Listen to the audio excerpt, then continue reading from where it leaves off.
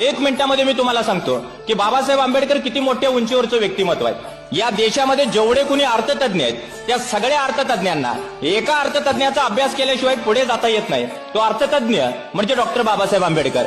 या देशामध्ये जेवढे कृषी तज्ञ आहेत त्या सगळ्या कृषी तज्ञांना ज्यांच्या शेतीच्या पॉलिसीचा अभ्यास केल्याशिवाय पुढे जाता येत नाही तो कृषी तज्ञ म्हणजे डॉक्टर बाबासाहेब आंबेडकर। या देशामध्ये हजारो धर्मपंडित झालेत, पण त्या धर्मपंडितांनी जेवढे धर्मग्रंथ वाचले नाहीत, अगदी कुराण, बायबल, गीतापासून गुरुग्रंथ साहिबपर्यंतचे सगळे धर्मग्रंथ ज्यांनी मनापासून वाचले, चाळले, तो एक धर्मपंडित म्हणजे डॉक्टर बाबासाहेब आंबेडकर।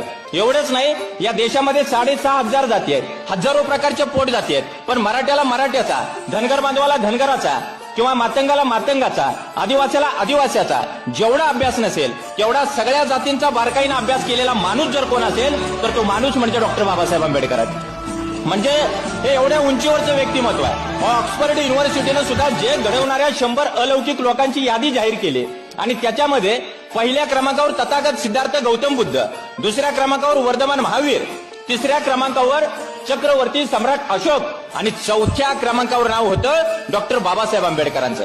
म्हणजे जग घडवणाऱ्या 100 अलौकिक लोकांच्या यादीमध्ये सुद्धा बाबासाहेबांचं नाव घ्यावं हे ऑक्सफर्ड युनिव्हर्सिटीला आवर्जून वाटतं। खरंच एवढ्या उंचीवरचं व्यक्तिमत्व आहे। कारण बाबासाहेबांची इकडे कोल्हापूरच्या भागामध्ये एक ठिकाणी सभा सुरू होती